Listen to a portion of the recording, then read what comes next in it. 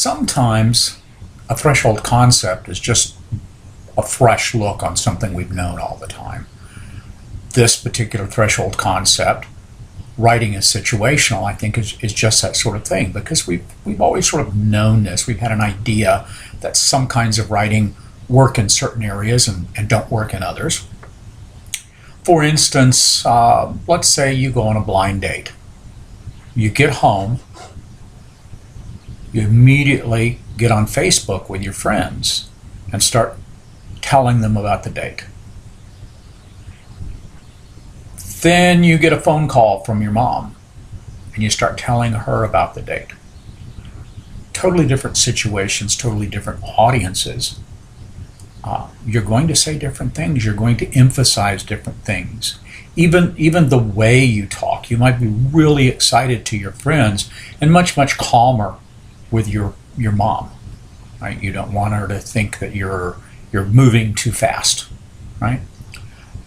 Another way to think about writing as situational is think about the writing assignments you've had and the professors you've had over the years.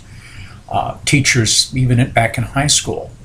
Think about that teacher that always wanted you to simply regurgitate back what you'd been given.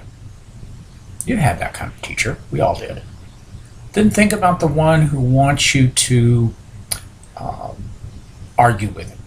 Right? It doesn't matter what stance this teacher takes, you're supposed to take another stance.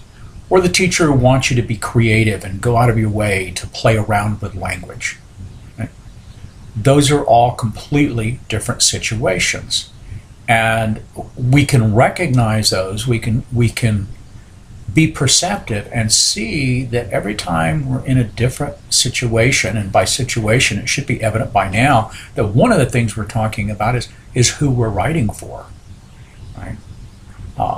So we have, for instance, in a communication class on journalism, right, requires not simply a different structure, but a different way of thinking about how we write and about what we're trying to get across. For instance, journalism usually is looking for the facts, the factual stuff, and to be very, very careful about not taking a side. Whereas if you're writing an op-ed piece, you are taking a side. If you're writing an academic paper, you're doing something entirely different.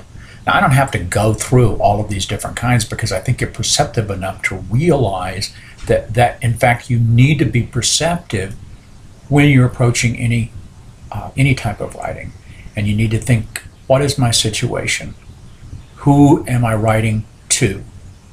What kind of person do I want to come across as on the page? Writing fits specific situations every time.